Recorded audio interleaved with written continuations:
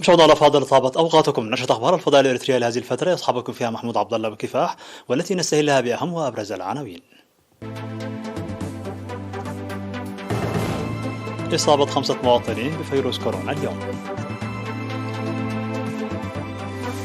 تنظيم أسبوع الإناث التعليم الرياضي في جنوب البحر الأحمر.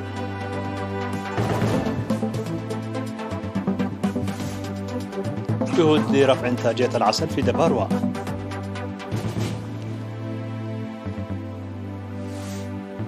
الرئيس الأمريكي جو بايدن يعلن فرض عقوبات على روسيا الاتحادية.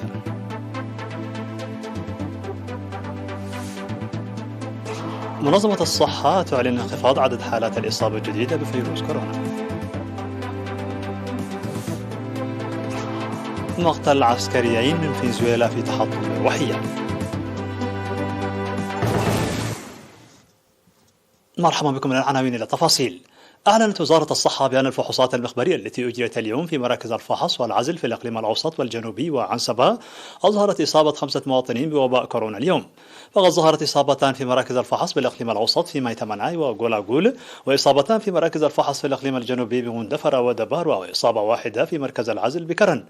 في غضون ذلك شفي 7 من مرضى وباء كورونا، 4 من الإقليم الأوسط و3 من الإقليم الجنوبي، وبهذا بلغ عدد المصابين بفيروس كورونا في البلاد حتى الآن 9694. شفي منهم 9579 وتوفي 103 مريضا، فيما لا يزال 12 من المرضى يتلقون العلاج بالمستشفيات. وزارة الصحة 23 من فبراير 2022.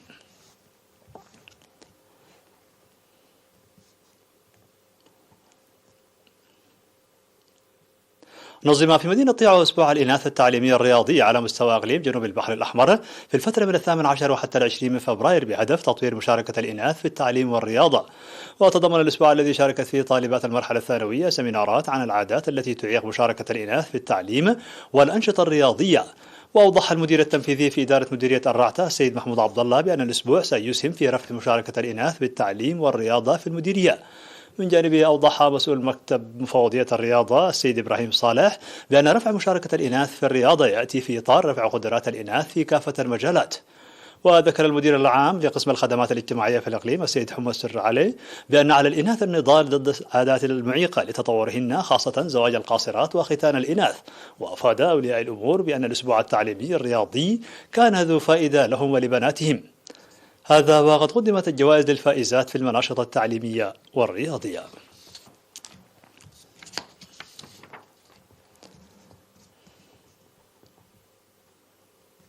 تقوم جمعية مربي النحل في مديرية دباروا بجهود حثيثة لزيادة إنتاج العسل لملائمة المديرية لتربية النحل طوال مواسم العام. وأوضحت خبيرة تربية النحل السيدة يوري سالم كداني بأن وزارة الزراعة تقوم بتوزيع 160 نحلة حديثة مع كامل مستلزماتها لتشجيع مربي النحل. من جانب أوضح رئيس جمعية مربي النحل في مديرية دباروا السيد يوسف قبر تنسائي بأن الجمعية التي أقيمت بعدد محدود من الأعضاء عام 2000 لديها في الفترة الحالية حوالي 80 عضوا. وأشار إلى إنتاج 15 إلى 20 كيلو من العسل في السنة بالمناحل التقليدية، و25 إلى 35 كيلو عسل بالمناحل الحديثة، مشيرا إلى أن قطع الأشجار ورش المبيدات الحشرية في موسم الخريف دون معرفة الخبراء من التحديات الكبيرة لتربية النحل.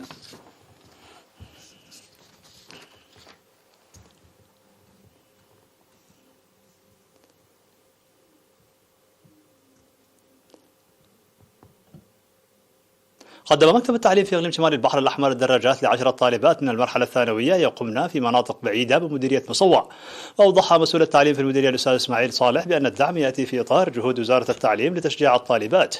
من جانبه أوضح مسؤول التعليم في إقليم شمال البحر الأحمر الأستاذ رشيد محمد عثمان بأن جهود كبيرة تبذل لرفع المشاركة في التعليم إلى جانب بناء المدارس في المناطق النائية.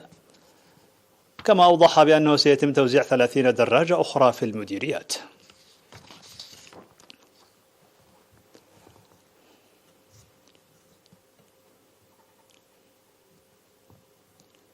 عقدت مكاتب التعليم في مديرية الصنعفي ومندفرة وعالدقيق اجتماعات لتقوية العملية التعليمية ورفع كفاءة الطلاب، وقيمت الاجتماعات نتائج الامتحانات نصف السنوية وبحث تدني نتائج امتحانات الشهادة المتوسطة ومقاطعة التعليم في المنحدرات الشرقية من صنعفي والدعوة لبناء مدرسة داخلية في مديرية الصنعفي.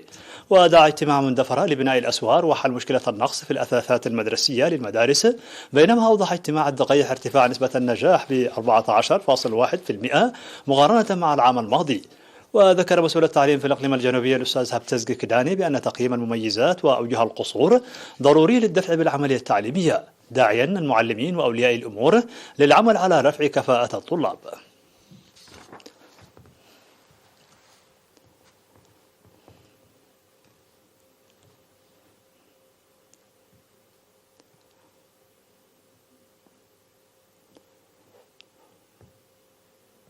مشاهدينا الأفاضل، كانت هذه الأخبار الداخلية. فاصل قصير ونوافيكم بالأخبار العالمية، فابقوا معنا.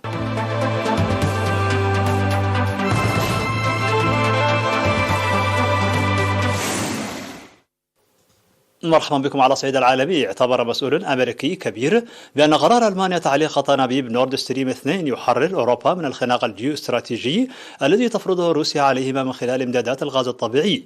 وأضاف المسؤول للصحفيين أن قرار برلين تعليق خط الأنابيب الذي كان يفترض به إيصال الغاز الروسي إلى أوروبا عبر ألمانيا يمثل نقطة تحول رئيسية في استغلال الطاقة في العالم عن روسيا. وأعلن الرئيس الأمريكي جو بايدن دفعة أولى من العقوبات من شأنها أن تعزل روسيا عن المنظومة المالية الغربية وتستهدف النخب الروسية وكذلك مؤسسات مالية. من جهته قال وزير خارجية الاتحاد الأوروبي جوزيف بوريل أن العقوبات الأوروبية ضد روسيا ستستهدف النواب الروس الذين أيدوا الاعتراف باستغلال منطقتين انفصاليتين في شرق أوكرانيا وستكون موجعة جدا. وكان قد أعلن الرئيس فلاديمير بوتين أن روسيا تعترف بسيادة الانفصاليين الموالين لروسيا في شرق أوكرانيا على كامل منطقتي لوغانسيك ودونيتسك، وليس فقط على المناطق الخاضعة لسيطرتهم.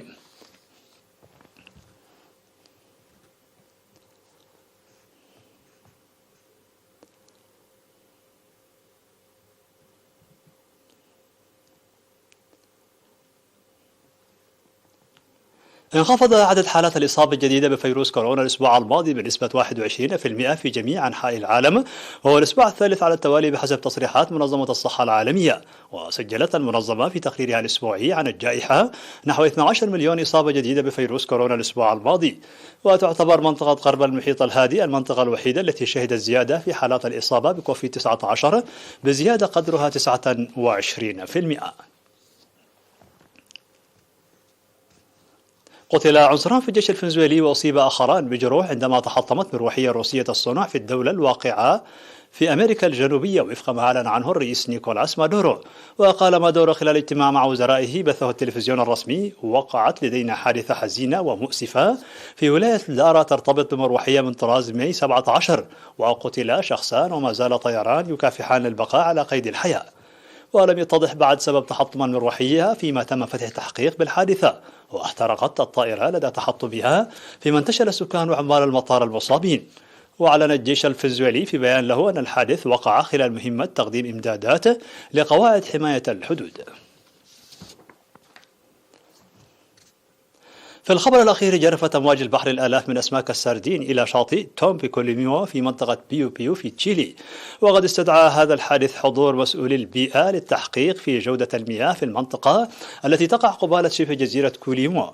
ويشير بعض السكان المحليين إلى انخفاض مستويات الأكسجين في المياه العميقة، وهو ما قد يعتبر سببا لوفاة آلاف الأسماك التي تضطر إلى السباحة بالقرب من الشاطئ بحثا عن مقذيات الأكسجين. وقد شهدت تشيلي العديد من الحوادث المماثلة العام الماضي. وأوضحت رئيسة بلدية توم إيفون ريباس بأن المنطقة التي وجدت فيها الأسماك ميتة لا يمكن السباحة فيها.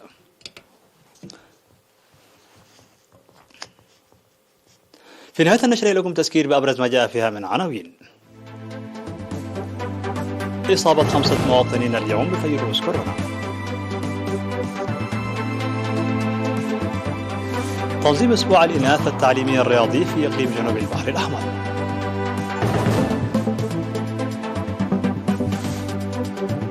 جهود لرفع إنتاجية العسل في دباروا.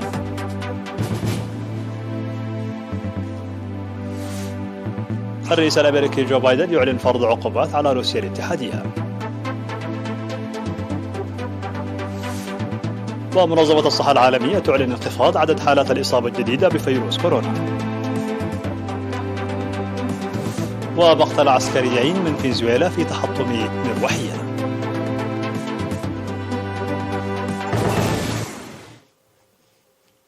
مشاهدينا الأفاضل، بهذا نكون قد وصلنا بكم إلى نهاية النشرة. شكرا على حسن المتابعة، دمتم بألف خير.